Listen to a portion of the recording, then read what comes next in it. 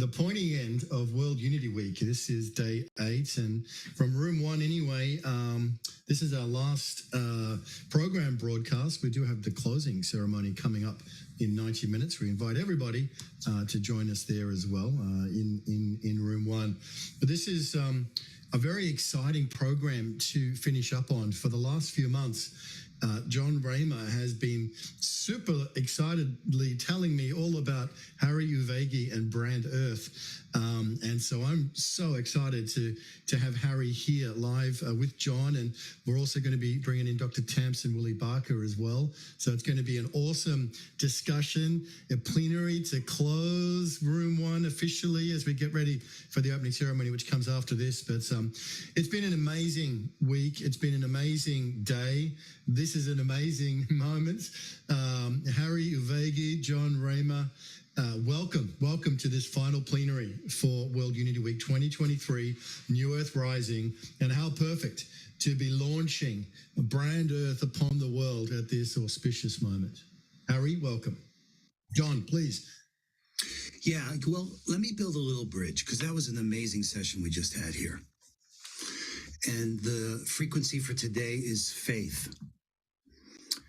And when I was a kid, I don't know about you, but I figured there must have been adult supervision on this planet. That somehow there must be some group somewhere that would make sure we wouldn't totally go off our rails.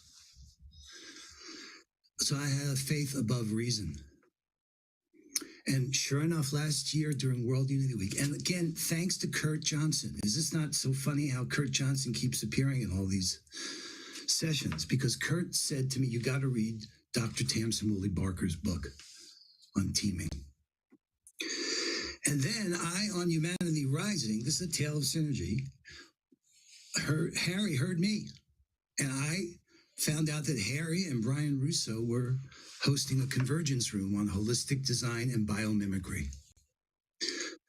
And then I looked at the schedule, one of many rooms, and I realized that Dr. Tamsin was going to be presenting there, that Harry had secured that to happen. And our lives have never been the same since. This was the adult supervision I was praying for, okay? That there was some people that got that this is serious. And if we don't change profoundly. And the good news is that we just have to remember, and nature can guide us there. And I got to know Harry and I got to know Tamsin. And what you're about to hear is, for me, the most hopeful potential game changer that I've seen. So Harry's a remarkable human being. Part of the story, as you'll get to see, is he was born on Manhattan. And we were with Chief Perry. He was there actually this morning, he and Clarissa. And it originally was Manhattan. And Harry's life and his work, he went to Columbia, 40 years in architecture and design.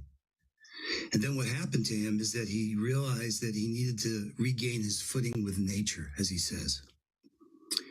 And he began focusing on biomimicry and did this amazing workshop in New York. That's all about how we restore the harbors and the ecosystems. And his work with biomimicry led him to get to know Dr. Tamsin, who has a master's in biomimicry. And I'm going to read a little bit, because I thought when I looked this morning one more time on now the brand.earth website, what Harry said was so beautiful. He said, in my commitment to planetary health and resilience, I embarked on the journey to develop a nature-inspired, purposeful business model. I founded Brand Earth, a media strategy that is radical, audacious, and courageous, while being generous, mutualistic, and regenerative, to help exponentially scale nature's innovative solutions. Currently in creative mode, and now you're in launch mode, to birth a regenerative ecology, financing a human economy. Harry is a blessing for all of us. And the 20 years he's put into Brand Earth is a contribution that is immeasurable. So I want you guys to give some space to Harry to tell his story and then for Tamsin to jump in. And there's other folks at Brand Earth or Seating who's here. But Harry, looks like you're crying. I know. Wow. It's been a long time coming. Thank God for the Brand Earth. So let's hear, what is it that we're all so excited about? And how did you get us into this magic canoe? It's all your fault. Oh, thank you. Thank you, Ben. Thank you, John. Thank you, Tamsin. The list grows exponentially daily from the past year. We're only about a year and a half at the most that we know each other. And the scale of which we connected and recognized each other and saw each other for the purposes that we are committed to was so phenomenal that the container alone seemed to expand to embrace everybody that comes in, that's welcome to come in and to be part of the story. The story started 20 years ago, and it continued to evolve. As a visionary, it takes time for the vision to evolve, or for me to be able to understand what I downloaded, and for me to have the capacity to continue to not be sustainable, but me be more in line with staying agility, to be constantly aware of the shifts that are happening on a constant basis so that I could be current at any given point in time. And this grew to the point where that's when I met John on that Zoom call on Humanity Rising. And from there it left, and we got the after chat on Humanity Rising. And that's where I met Kurt Johnson, Kurt Kruger, and Stan. And the four of us got together and created the next level. And each level began to expand to where we had a Zoom room that John specifically addressed as the biomimicry and holistic design room on World Unity Week last year. And John fortuitously found a gap on one of our spaces, and in it was another group speaking, and we chimed into that group towards the end, thinking that our group was up and running, and it was another one. And that's where we met Faith Green and Rick Corrado, and the team that they come with, the Four Cups, and Kanu was there as well.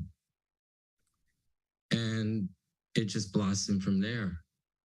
And it continues to blossom on a daily basis, especially today. This morning, Clarissa and I got up and drove up to Split Rock in Ramapo and embraced the group that was there to have us walk up the mountain to Split Rock. And mind you, it was raining during that time.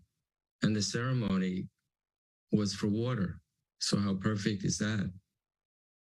The whole notion of walking through the forest to climb that mountain to be there was filled with a gift of welcome when I see all the trees, and what was specifically pointed to me was looking at the lichen and the moss, how visible they are all over the rocks and all over the ground, and recognize that they were the first two fungi, the first two groups on the planet before anybody else was here. And they're still here doing what they were here to do. So this notion of nature's purpose continues while we're experiencing this incredible challenge. So how much more faith do we need to have when we express the lovingness that we have between us, but now we need to turn our focus on the love we have for our planet. And while we're up there, the notion of the restoration and the reconciliation that happened for the tribe to receive that gift back, and for someone from Colombia to come and recognize that this particular point on the planet is another portal to the present moment in which we are capable of now engaging in the solutions that we are all working towards to come together, to reconcile, to reconnect, and have the opportunity through our initiatives to bring ourselves back to that place of who we are and how we behave in our relationship with nature. So Brand Earth comes out of my experience as being an architect and having been responsible for creating homes and shelter for people, whether it be corporate or personal. But it was built on the concept of construction based on principles that through education gave us the opportunity to do what we needed to do, to get it done. And then after 25 years of my career, I took a pause and went deep inside and reviewed the 25 years and was in gratitude for everything that I was able to accomplish. And now I took a peek at what does the next 25 years look like? Here it is today. This is what 25 years later looks like.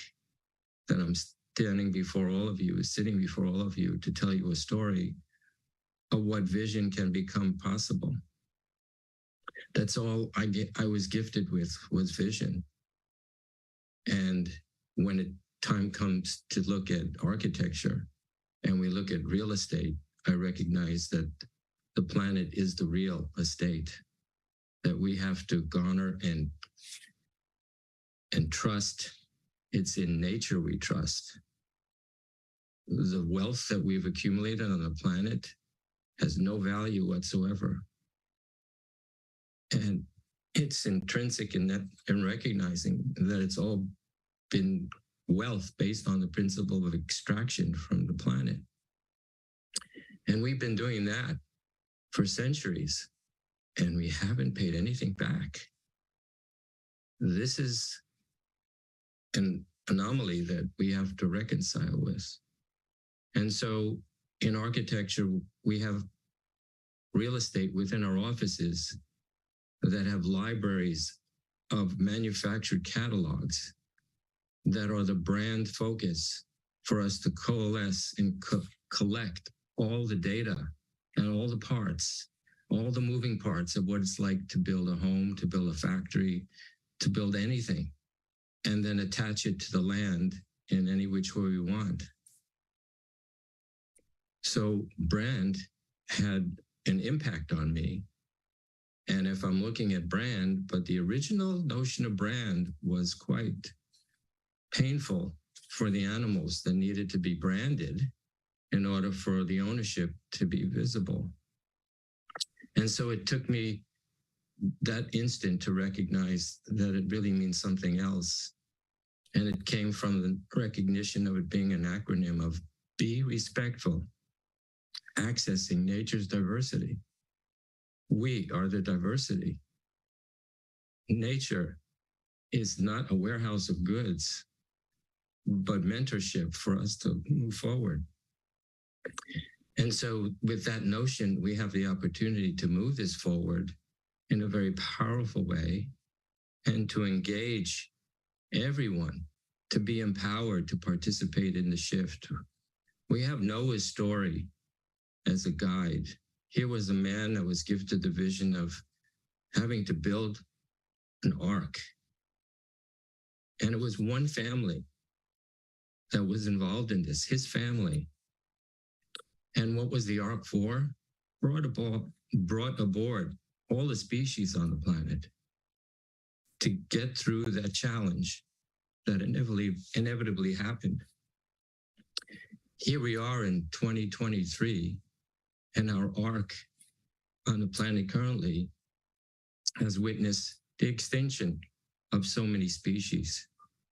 But together, as a family of 8 billion people, we have the capacity to be co-creators with the author of this gift that we're living on, for us to be able to magnify the mantle that we are graced to walk on, for us to have the possibility of beginning to have the idea of fresh water for everyone, clean water, fresh air, good food, good education, so that we could end up with resilience on our opportunity to live on this planet in a right relationship with the original principles, the original operating system that we were gifted, that we didn't understand. And now we have the opportunity through someone like Tamsin, who has created an amazing text of what a superorganism can do. And we are a sample of that superorganism that needs a lot of education and a lot of direction for us to be able to re-engage, re-feel our relationship to what is around us. So I thank you for this opportunity to expound on this further. And I'd like John to kind of come in and kind of guide us to whatever it is that John wants to know. Well, I need to say more.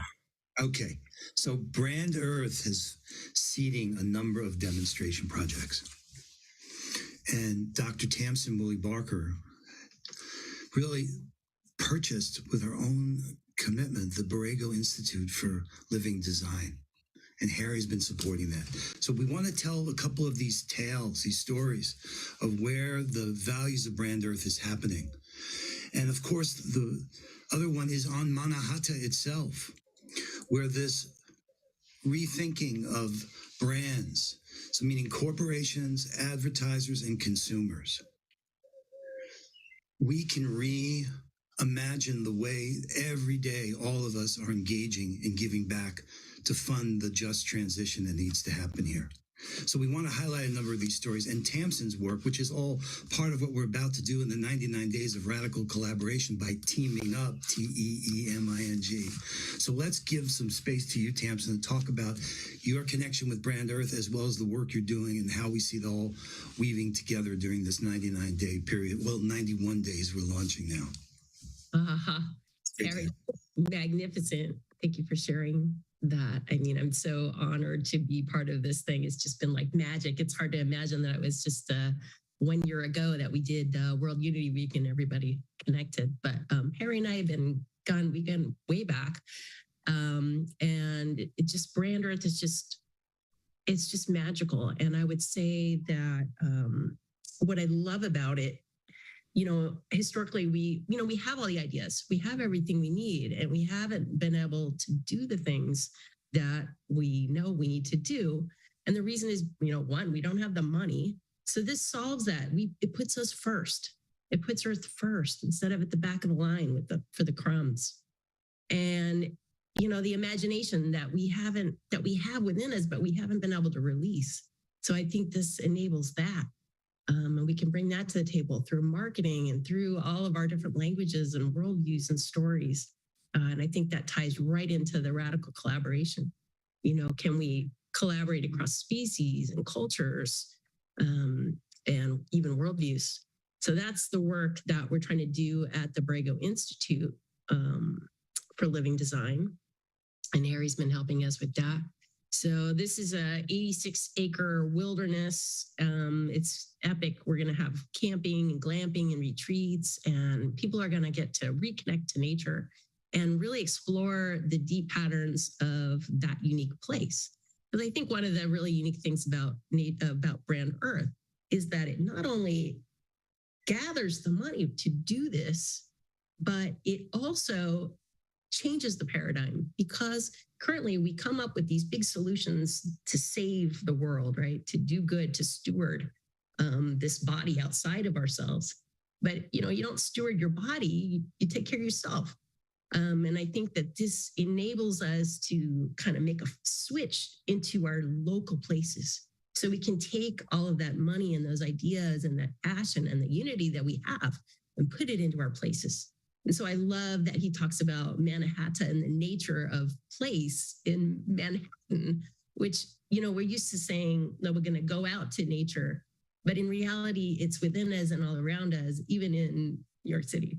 So I think that's really beautiful and powerful. And I think it embodies the shift that we want to make, that we're not going to be stewards. We're going to live it.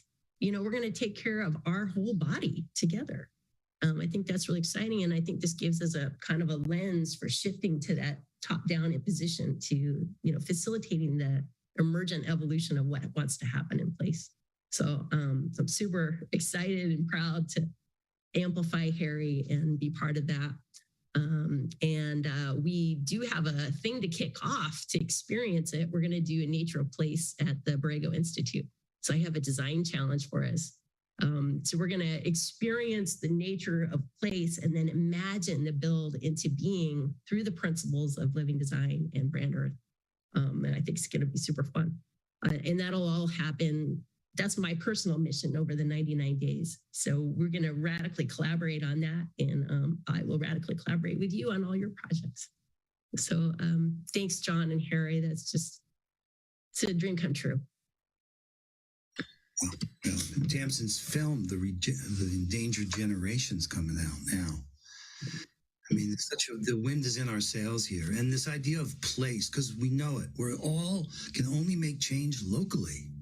It's where we are. So we can act locally, scale regionally, and then synergize globally. That's kind of what I see the pattern emerging here. So yes, Harry, there's, you know, Brand Earth is supporting so many different projects, but the one at Manhattan is particularly relevant because it's kind of one of these macro, you know, fractal things, because there you've got Wall Street, the banking world. There you've got Madison Avenue, the advertisers. You've got the UN pointing to the problems, that if we can just restore Manhattan, you and your project there you've been working on, and with Chief Perry, where the original, I mean, talk about Manhattan. And we're thinking that during this 91 days, we're going to deepen that project and get behind you and getting in touch with the people who can actually say, yes, we need to do this. It's not a lot of people on Earth. It's just a handful who have the power and the influence to say, okay, everyone should have this in their wallet, their digital wallet, so they can fund a just transition, that we could do this. Tell us about Manhattan and what we could do there on that island. So Manhattan was the original name for Manhattan, and it was the gift of Lenape had the gift of living here, and the Lenape lived within the neighborhood of New York State, Connecticut, Massachusetts, New Jersey, and Manhattan and parts of Long Island. There are basically different parts of Lenape and different groups around the neighborhood. But the thing that caught me the most was it's 1524 and Verrazano cruises into the neighborhood. And now he becomes one of the leaders of finding this part of the new world where all the original people are still living here and living peacefully and engaged with each other.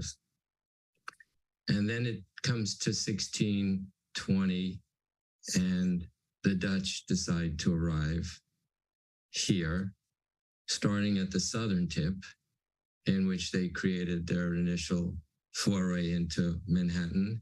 Manhattan Island was a thriving forest, a forest completely. And there were ponds and rivers and streams and marshes and all the species you could imagine that are gifts to the forest. And slowly, Lower Manhattan started to become the Dutch East Indies. And there was the Dutch West Indies. So they were now in the leadership role globally as the first international, multinational corporation. And they started their impact slowly, step by step. Southern tip of Manhattan, where human life began to exist. But in 1626, there was an engagement on the northern tip of Manhattan in Inwood. 1626 is a few years after Henry Hudson sailed up the river. When he sailed up the river, it was crystal clear water. There were hundreds of thousands of acres of oysters throughout the bay and lining the rivers. 1626, Peter Minuit decides to go visit the north end of the island, engage with the Lenape chief. And it's at that moment the blink of history happened. It turns out that Peter Minuit brings his trinkets for the value of 60 guilders, and now is exchanging with the gifts that the Lenape chief is gifting to him. The difference is the Dutch is doing it with the intention of ownership, and the chief is giving it with the intention of sharing. And that's the schism that we're experiencing for the past 400 years. That whole initiative, that moment in history on this island, transformed into what this island appears like. And it now is the king of concrete jungles, the entire island, save specifically some parts of the island that are now dedicated to parks, as parks being a museum in this case. It's not like northern part of the island in Inwood is the initial true forest that existed as part of the entire island. You must go up there and take a walk through that forest. It's extraordinary. It's teeming with life. And so here I am on this island, by the way. I was born on this island. 8 days after birth, my parents took me back to Brooklyn. And I lived there for 23 years. And I've now been living on this island for 50. So this is my nature place. Now, nature and place of mentorship by nature is, yes, thankfully, I've got trees to kind of relate to. And some kind of muddy river of the Hudson. And by the way, the Hudson River used to be a glacier. It now is a river, probably typically related to some kind of global warming at some point. But that was in response and a request that nature evolve that way, that we could have this. But again, it left it with a crystal clear image. It's not that anymore. So when I recognize my nature of place, it's living inside of a concrete jungle. Now, what do I get? Where is the essence of this that I could actually have some impact and make a change? And then I realized, as John shared, that the banking institutions live on this island. The exchange is down on Wall Street. Wall Street has become the name for that layer of finance. But in actuality, when the Dutch came here, there was a wall on Wall Street. It separated out parts of Manhattan. The move further uptown, and the UN exists on the east side. And the UN exists on that piece of land that preceding the building of that whole embodiment of the UN used to be filled with slaughterhouses. So you can imagine the difference between the energy of what was happening on the land and how now human was now creating a structure to how we can now heal the world in a different way. The next step for a little further west is Madison Avenue. Madison Avenue is ground zero for behavioral economics, the brilliance of how we were influenced to participate in the purchasing of everything that we thought we needed in volumes, and continue to be impressed by the impressions that are given to us through these marketing challenges.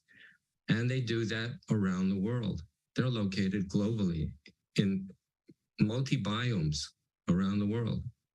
So now we have an influence, 3 different layers of influence from this island to the rest of the world that has a huge impact on how we are today and how we need to reinvent what we made up till now, that we could make it up differently in a very positive way, according to the lens of nature.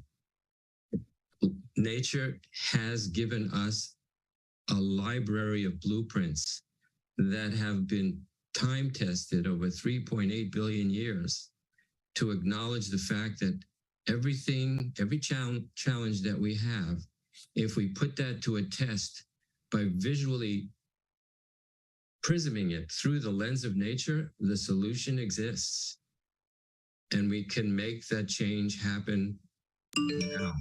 And that's the gift that we have in this meeting, in this knowledge of brand Earth, being respectful, accessing nature's diversity, having that commitment to acknowledging that, we will then be shopping according to those perspectives, given the opportunity to do so. And I think that's the way that my story on this island translates to what you can do for the people who are living in the mountains, who are living on all the territories that the indigenous have managed to manage. That's why in December of 2022, the December COP15 of biodiversity was successful by committing to the 30% by 2030, because the 30% that they're committing to is because the indigenous were living on that land. Yeah. So I'm asking, Brand Earth maybe has the possibility of, well, we're not going to negotiate. We want to focus on the 70% as well.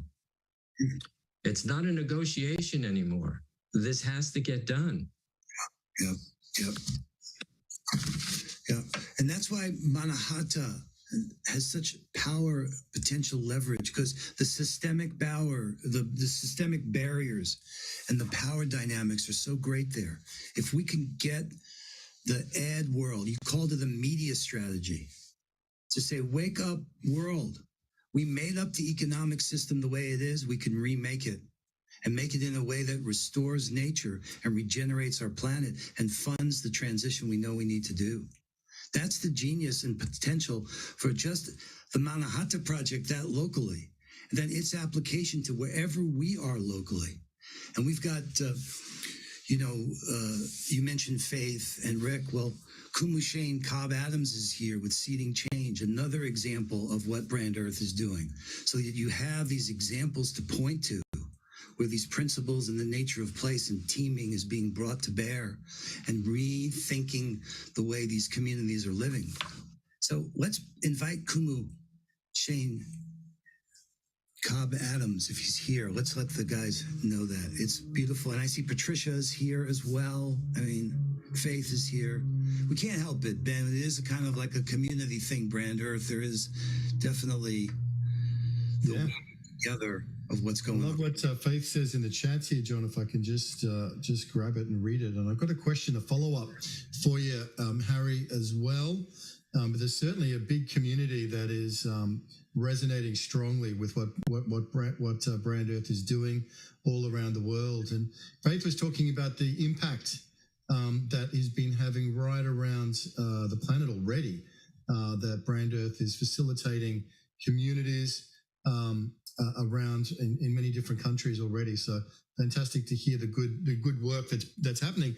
What I want to ask you, Harry, is you're sort of launching, in a sense, now coming out, and the website's up, and this obviously this conversation is a really another step on the road. Let's go down like 12 months down the track. Right, so we've got the 99 days. There's a lot going on. There's a lot of activity. There's lots of missions being fulfilled here, there, and everywhere. As the Hollow movement's being activated, and we're teaming up and radical collaboration. So that all happens beautifully. We get to September, and then we go forward to June next year into World Unity Week. Tell us what's happened? What's Brand Earth done, and what's Brand Earth doing in 2024 in World Unity Week? Just for those of us who are kind of maybe just new to it and really grappling with what Brand Earth is doing and how it's doing it, and what activities you have planned or in the strategic rollout. What's the next year? What's going to be the status of Brand Earth 12 months from now? Brand Earth, within the next 12 months, I feel will have its opportunity to have created the strategic relationships that we are pursuing, and also inviting key individuals that will be part of a resource stewardship council that interdependently, they each have their own initiative, and collectively we have the opportunity to amplify all that effort across the world. That's clearly the initiative at this point. And we also have the opportunity to meet with the ad world during that time for them to come on board to participate in this, because it's a paradigm shift for the industry to happen as well. They have been a very reactive industry, and we need them to become a more proactive industry. A proactive industry in regard to the knowledge of what exists right now in terms of nature-inspired innovation that exists. Those are the issues that have to be amplified on a daily basis, multilingually and multiculturally. In addition to that, the first impact that I believe we will have is in our relationship with the indigenous families, because they are the wisdom that will help bring this forward. They have the wisdom. We just need to have that share with us. But at the same time, there's an issue that hasn't been addressed just from the ad world itself. Multilingually is one of 75 languages. Multilingually across the indigenous, there are 4,000 languages. We need to have this opportunity be broadcast across their world as well, so that we can engage with them and they become more welcome into the family that they've been left out, so to speak. And there are some perspectives that will enhance speeding that up that we're working on. I think that's where I feel that we will be well on our way, given the opportunity that between the three of us, John, myself, and Tamsin, have been wholeheartedly focused on in making this a success, with the rest of the team that is here tonight as well.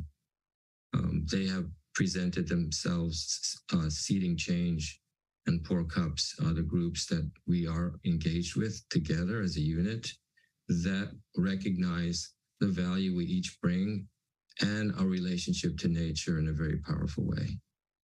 Amazing.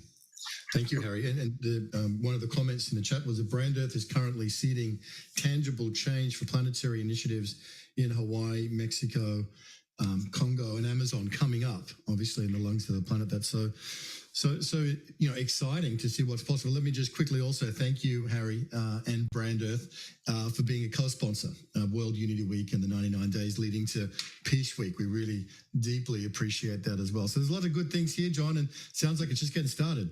No, that's the thing too. Let's just appreciate what's actually happening. So Brand Earth is supporting Indigenet and Phil and all the work that he's doing and the prophecies.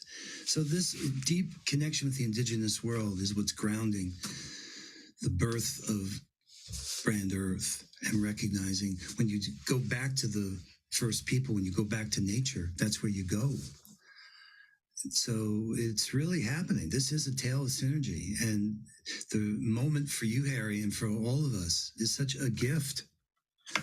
So all I could say is thank you, thank you, thank you. Thank you to you and Clarissa and Faith and the way this is all, and Rick. I mean, there's been Charles Betterton and coming together and going to Borrego and actually being at the build, the ranch there that Tamsin's doing, and creating a place for people to come to learn living design, and it being made real by us together, and you, Ben, with bringing Unity Earth and World Unity Week. There's This is radical collaboration. This is activating the whole movement. This is something greater than anything we can easily label or describe. It's faith made real. Yeah, I would like to add to that notion that one of the biggest pain points on the planet is there's never enough funding. And the flow is what is the issue here. The flow is if we can all take a pause and recognize that we're all in the Zoom together and everybody's sitting at the computer, but there's something happening inside of each other. The blood is flowing through your stream on autopilot. It's just doing what it's supposed to do. And all the initiatives that we need to have be revealed and implanted and impacted on back to the planet, we need to give nature back her purpose. And that needs to be with a constant flow, without hesitation. Because daily, if you look at what happens at the UN, the Secretary General is completely speaking about we don't have enough money to do this.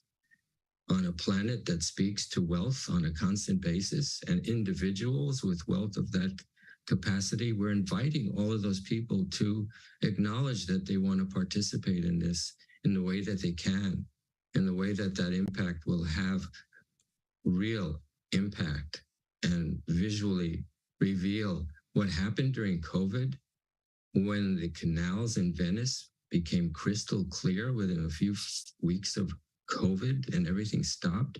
When business stopped, we saw a regeneration almost immediately.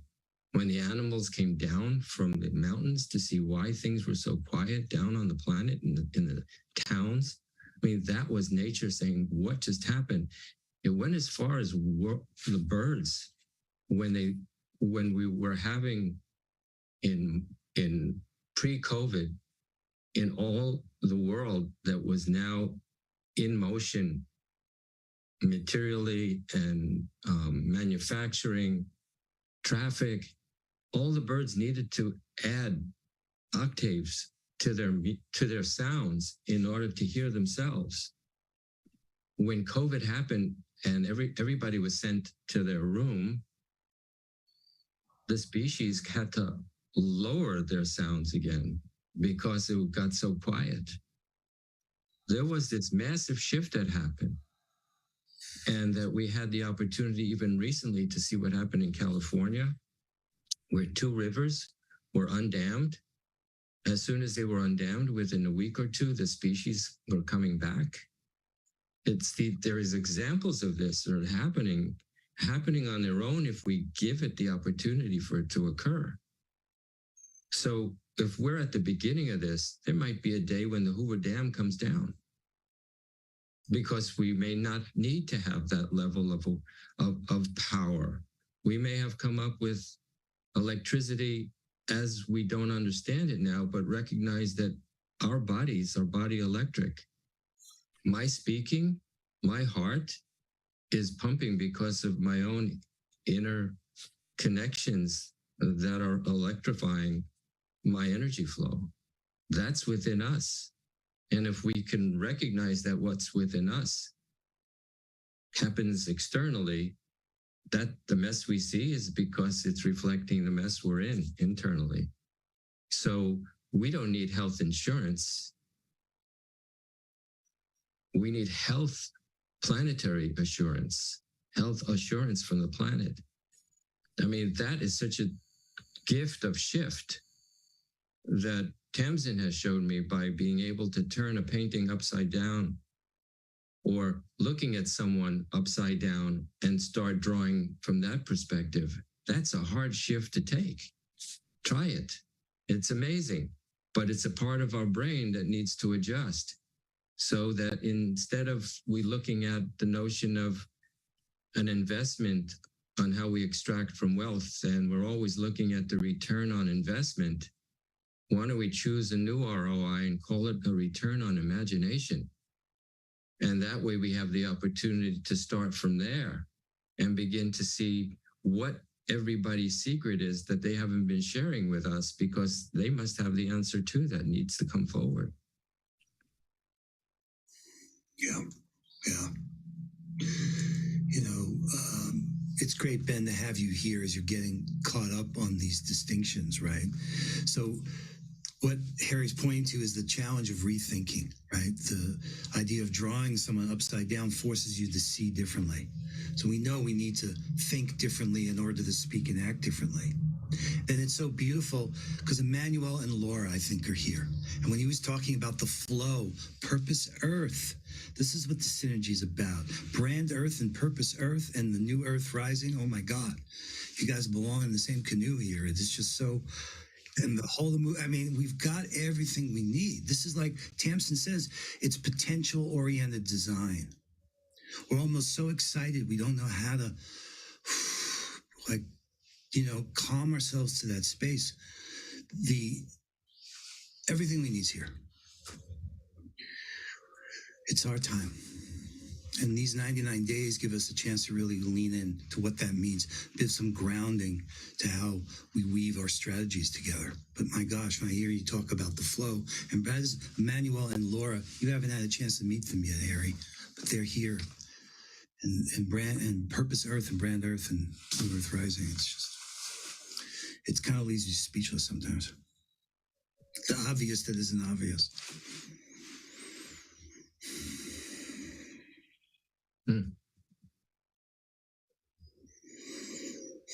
So there are other, like Faith and Rick, there's seating changes here too. And I don't know, and I know that the guys at Hubcast weren't told who else is coming up online, so maybe it's too spontaneous. But their Brand Earth are practically supporting projects like this, including Indigenet and Build and what's happening with Borrego Institute for Living Design as part of the Living Design as a whole offering as well.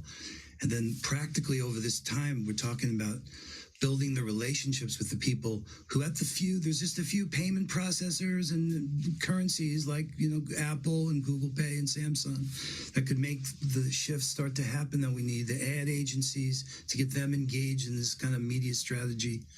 So we want to invite everyone's participation in helping to strengthen that team that takes on this media strategy as really a moonshot or a heart shot or the potential, the thing I could see could have a huge change. If there was the power of marketing to start to market to everyone on earth in every language, every day, every choice we make, we could do the right thing to make sure nature is sustained and that there's a planet for people on it. There was a time that people were talking about a Marshall Plan as what happened after Europe in World War II. And then I saw that, I said, no, we need nature's plan. That nature has given us the plan.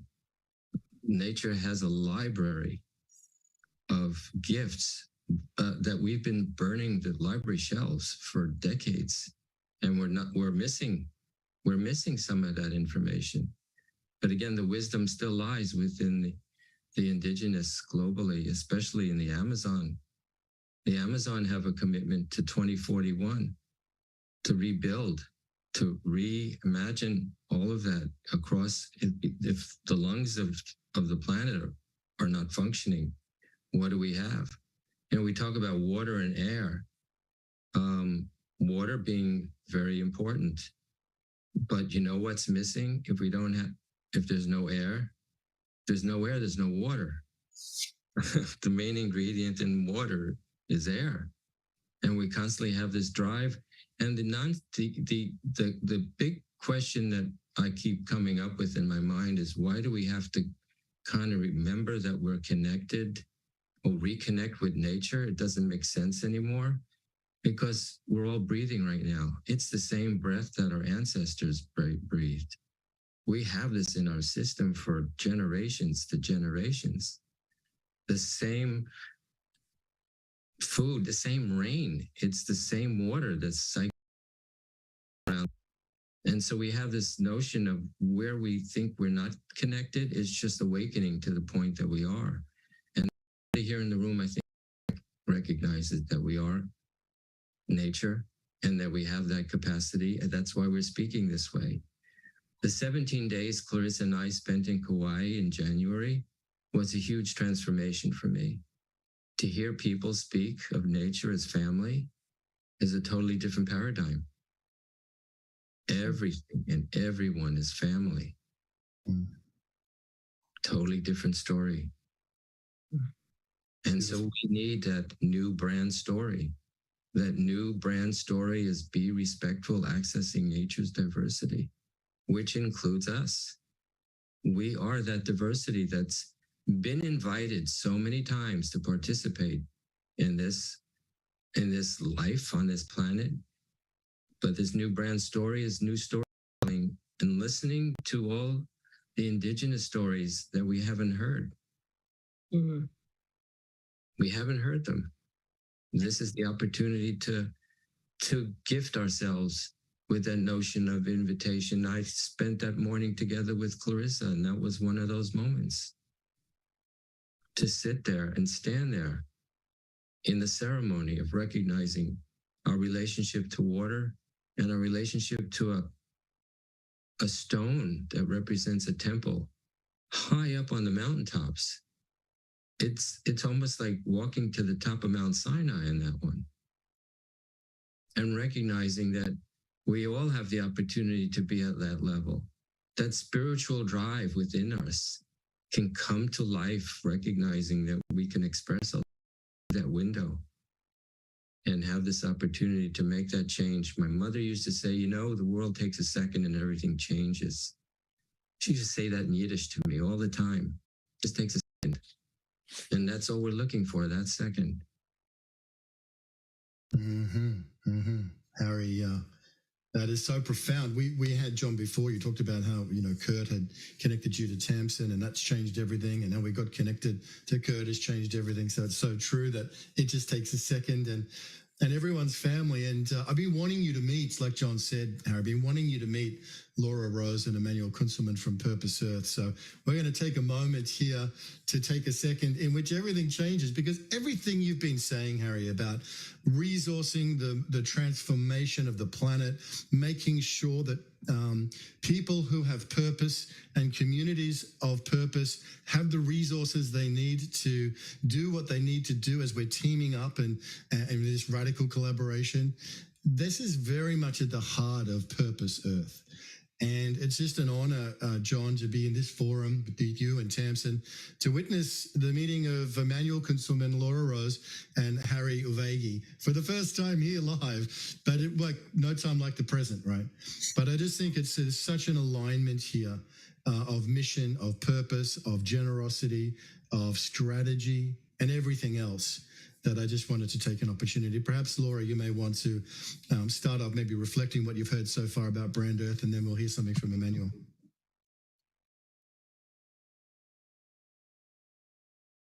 I think I'm off mute now, right? What an honor. What a tremendous honor it is to meet you. I am absolutely smitten, I think is the word, with what you're talking about with regard to our relationship with nature and the planet, and that we're all one. We're all part of this extraordinarily beautiful, beautiful planet Earth, with the plants, with the rocks, with the streams, with the rivers. And what you said about Manhattan and about what preceded our presence, our current incarnation there, allows me to visualize and to really see that it's possible for us to return to that pristine beauty, and that with all of our love and our care and our nurturing, that we can help this to become a reality. And I couldn't be more grateful for the conversation that you're having here. Huge thanks to John and Summer and Tamsin and all of you who are contributing to this brand Earth, which is the only brand that matters, right? And without that, we don't have anything. And it's so beautiful. And it deserves our love and our care and our nurturing. So thank you. Huge blessings to you for the work that you're bringing to this planet.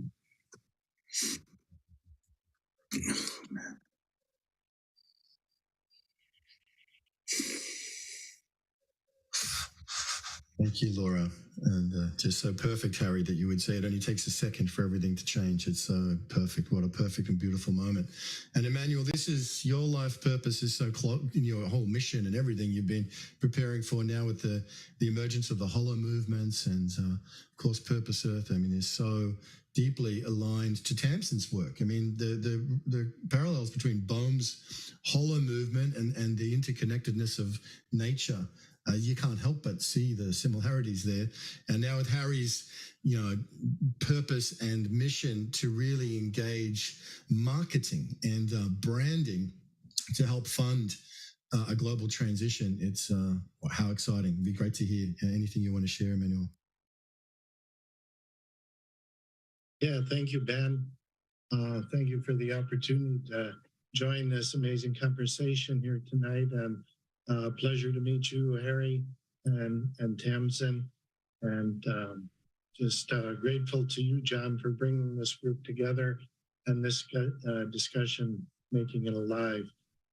As Laura said, what other brand is there besides Earth? And what other way could we think? And as Ben alluded, the potential-oriented design Tamsin has mentioned is also David Bohm's ontological pilot way. And that is the force that initiates and it drives what Bohm called the Hollow movement. But it is potential-oriented design. It comes from the implicate order of divine design. Codes manifest reality, and we, if we pay attention, we understand those codes and find our way in the evolutionary field. Unfortunately, we rather lost our way, as Harry so eloquently points out, and the material paradigm has dominated our perspective, and we've come to know the earth as only a resource to supplement our materialistic drives. So we've lost our way, and there is a great turning here. It is the way forward to a new earth, an upshift movement, a future for all. Call it by whatever name you will, but it's driven by nature's design, which goes all the way back to the big breath and the beginning. It's the divine code that drives us all and gives us faith, as the theme of today, faith in the future, if we can help others find their way back to understanding Earth as our true mother and the source of everything we really know. And how could we do anything otherwise but to honor it, bless it, regenerate it, go back there for wisdom, and reverse the direction of the grand evolutionary wave to a common, radically collaborative understanding of the wave and flow, going back towards the higher spirit in ourselves. And that's what this whole program has done all week long, Ben. It's been beautifully woven, just highly appropriate here to bring it all home with Brand Earth. So thank you for the opportunity to chime in. Thank you all for the wonderful, important, critically important work you're doing. It's a pleasure. Thank you. Well, so part of activating the Hollow movement, we've got this 99 days of radical collaboration. So this magic moment is for me just the start. It's a step in this direction. Let's keep it up for all of us, because what I'm envisioning, and Tamsin, that teaming up when we came up with that idea, I'm coming as a student. I think that's part of it. And with you, Emmanuel, I come as a student. I think part of the reality is that left to our own devices, we'll do it the same old way. So we need to think differently, not just about brands, but even how we do this collaboration, right? So I invite you guys to be a part of that, this idea that we can do this together over this next 99 days. And in fact, uplift, it's a pattern of uplift. What Tamsin taught me was that the situations are caused by the patterns, and the patterns are caused by the relationships. And if we change how we relate, we'll have new patterns, and new patterns will lead to a new situation. And one of them is uplifting each other and activating the whole movement and using teaming up and nature's wisdom. Tamsin is a genius, okay? Dying. She don't say that, but Harry knows that, and she can guide us. Says, well, this is the way we're ant-like apes. So let's use this time. Let's have this moment be the beginning of this next 91 days to really take the activation of the Holo movement and all of the missions here that we're all doing. This is a radical collaboration on radical collaboration. I'm super excited to do this, John. I've got this whole plan. It's going to be really fun. I'm going to facilitate your teams together so that you can really get synergistic power, so we can, do radical collaboration together. But one of the things that has come out of it is, yes, we're all unified by this desire for peace through unity. And so we can all map our projects together, and we can find synergy because we have that shared purpose.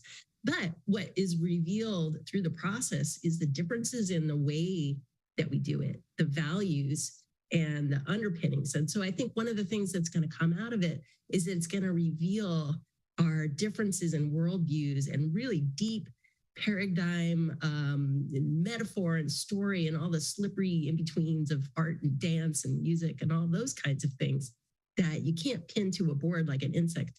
So I think that it's going to allow us to really radically collaborate and actually bring forth our paradigms, because I think a lot of times we talk past each other and we think we're saying the same thing, but I don't think we really are.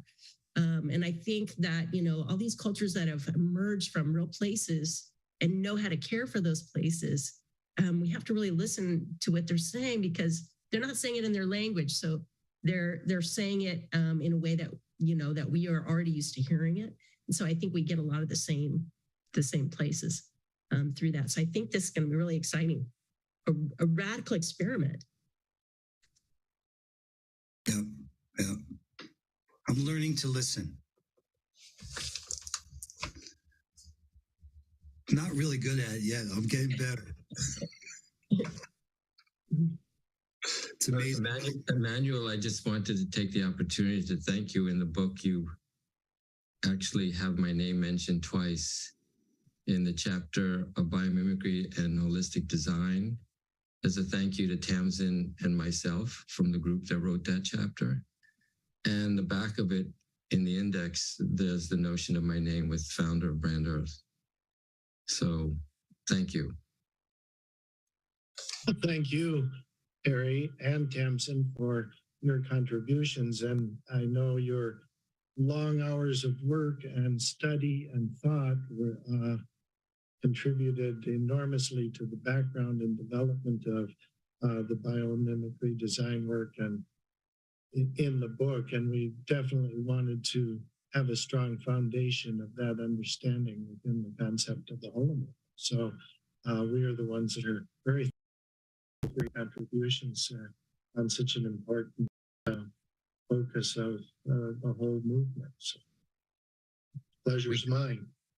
We could be a whole line.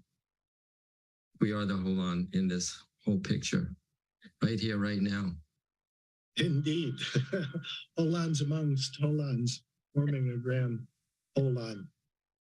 Well, this is a beautiful moment of coming together, of connection, of the deepest insights of physics meeting the deepest insights of biology and nature. There's a connection you can't help but see.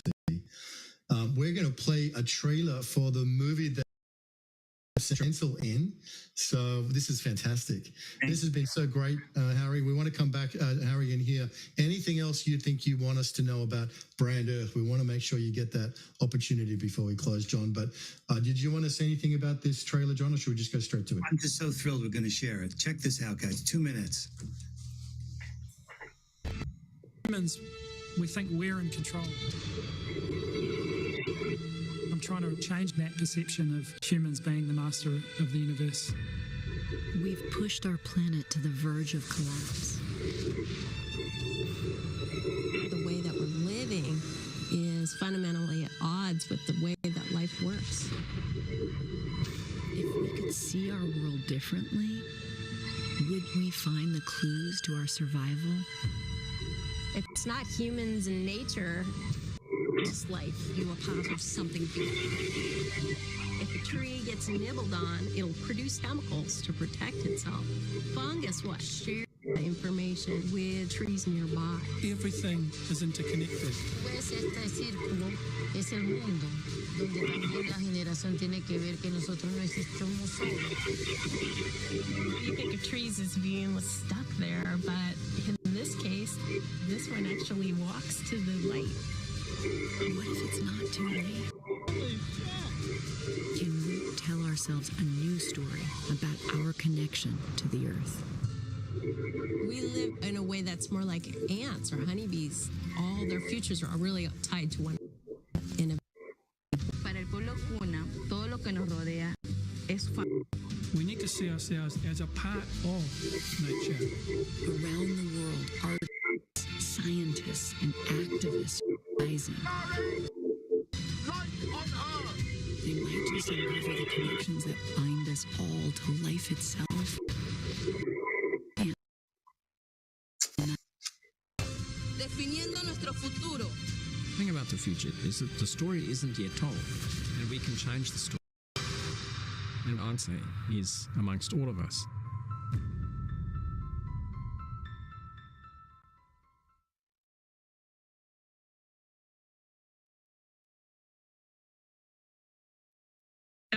That was the build in there, if you saw that. Bill Borrego Institute for Living Design. That's where we're going to be doing immersives and learning. And I'm so excited to learn from you, Tamsin, and from you, Harry, and you, Ben, and Emmanuel and Laura. We can influence each other in amazing ways that we can't even imagine. Oh my God. That film, I can't wait to get that out. It just won best film in Australia, and it does go to Ken for that. Oh, fantastic, fantastic! And where can people watch it, Tamsin, if they want to check it out? This is it just debuted in Australia, like the real debut, and then so we're waiting for that to go to the. We think it'll go to HBO, but we're just waiting for the delaying. Amazing, amazing. Well, that's exciting, and that's the media and storytelling and documentaries and educating people and really uplifting people in public spaces. That's a huge part of the challenge that we face. And again, so much of that comes back to resources, because there's no shortage of creative genius. There's no shortage of passion. There's no shortage of people who are on fire to make a difference, who are motivated to give their lives to their purpose. Really, the shortfall, if there is one, and maybe there isn't one, but until now, it has been a lack of resources, like Harry was sharing before. Can you imagine just even a fraction of the military industrial budgets went into, seeding and fulfilling and empowering the kind of projects that Brand Earth is doing and that the Purpose Earth are doing?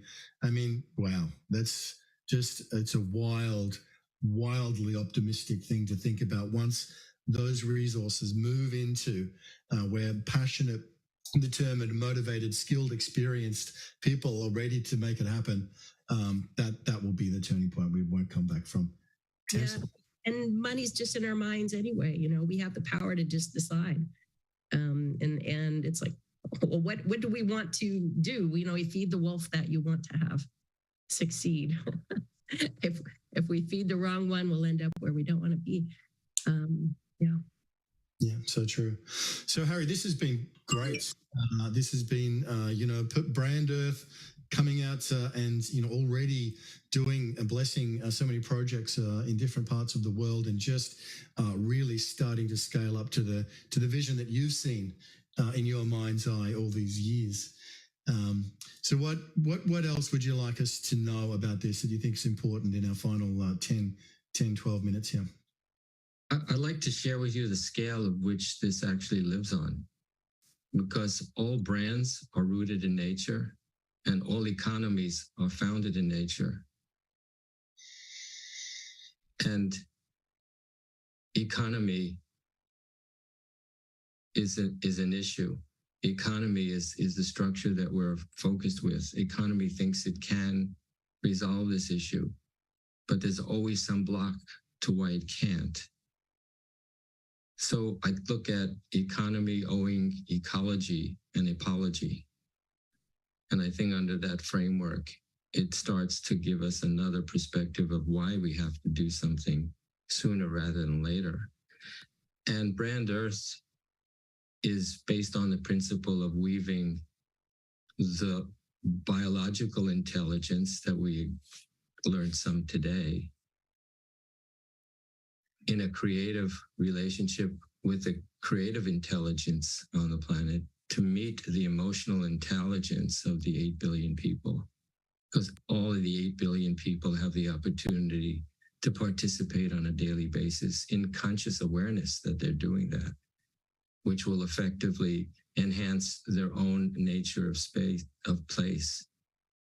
It could happen directly within their community based on the principles that are evolving within Brand Earth. And I think that sums it up. But when you look at the brand challenge, in terms of what we're talking about, if you look at just the global corporations that are on the planet at this point, multinational wise, there are about 50 of them. Those 50 global corporations have about 4 to 5 billion customers on the planet globally. And then you have the opportunity to look at all the markets and all the dollar volumes that exist on the planet. If we sum total all of those up on a yearly basis, we don't even have enough funds to feed the ecosystem services that the planet gives us on a yearly basis. And those numbers are quite high. The numbers range about 125 to 140 trillion a year in ecosystem functions. We are not paying anything back on that realm. And that's been going on for decades, for centuries. So whatever we're doing, this nature-inspired business model that influenced Brand Earth is based on the dandelion. And that dandelion is a very beautiful weed we love to hate, but it's filled with all the nourishment that we can imagine in its own right. And it's a self-generating opportunity unto itself. It's a first responder to nature's challenges. Its scientific term of Taraxacum officinal is remedy for the earth. So when there's an earth problem, the dandelions show up to restore the soil. The dandelion has reached an enormous possibility that it could even clean up Alberta's sands. That's extraordinary about what nature can help us do if we participate in that awareness and participate in the ability for us to enact to make these things happen. We can do this, and we can do that now. And that's the commitment that I have and that we have. And I'm looking forward to the next hour after this to be able to continue the work that we have to continue to do. So with the bottom of my heart, to have been a co-sponsor, I appreciate the honor of being able to do that and whatever I can do to amplify that, because what you've done this year in World Unity Week is extraordinary beyond comprehension. That to have this volume of people on a steady basis for this week to have accomplished, for me to be the end story, I'm in awe and humbled at the same time. So I thank you, Ben, John, Tamsin, Summer, Faith, Rick, Brian, Charles, Sherry, Chris. Brian. It's enormous. Enormous. And Clarissa, please. Thank you. I forgot. You're in my heart always. You know, Maybe Ben, what we'll do, John. Oh, you go ahead. You go ahead. I was going to say, this is ours to do. That fantasy you spoke of doesn't really have to be a fantasy. And we are becoming a network of influence here. Mm-hmm. How we harness that together. And Utah Phillips used to say there are people that are destroying the world and they got names and addresses. Okay. There's a handful of people we need to get in front of to understand the potential of what could be done by us collectively to transform commerce to fund that just transition. And that's part of what this mission's about. And helping Harry get the people of Manhattan sane again and get their land back and get it looking beautiful. And in the process, transform all the places on earth that we're bringing these principles back to, the nature of place and guiding us this way. It's fabulous. I'm so grateful to you, Harry, and so grateful to everybody here for your warm-hearted reception. Now let's go do this. Let's turn this into the kind of specifics that we can bring it from strategy to tactics to operations. There's a path. We want to share it with you. Beautiful, Brother John. And John, you are just really demonstrating an extraordinary level of peer advocacy. That's another phrase I get from John. There's a lot of language that comes from John, but peer advocacy of lifting other people up and spruiking them. You know, Kurt Johnson's a master of it as well. And John, the way that you have brought Tamsin and the entire teaming up community, you know, into the field of World Unity Week, and the way you've done that with Brand Earth, and you know, with beloved Charles Betterton and so many others. You are a great model for all of us in peer advocacy. We are getting better at it, and it is such an important part of what's making this work so beautifully. That essence. So, Tamsin, I want to come to you for your closing remarks. When is Batega Springs? When is the gathering? When are you going to get there? When are you getting together again? What a great question. Borrego Springs, we're going to launch it we're going to have camping in September and October where you can come and build, or you can always contribute your expertise or anything you have. But we're going to actually have our first immersion mid-November, and then we'll have another one early December. So if you want to come and, you know, God, we should have a film screening and a camp out, which you can camp out inside too. I would love it.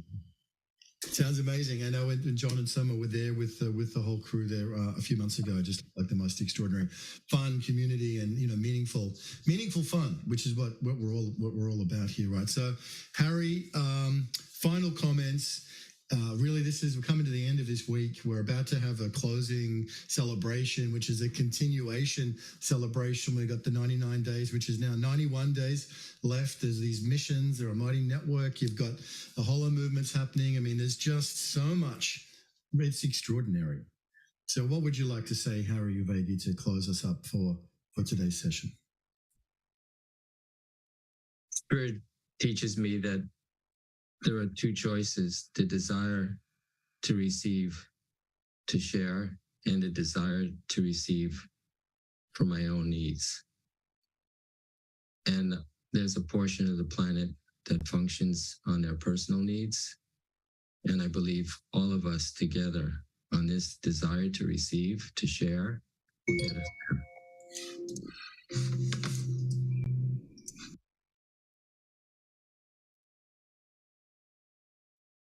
That's in my heart and that's in my soul.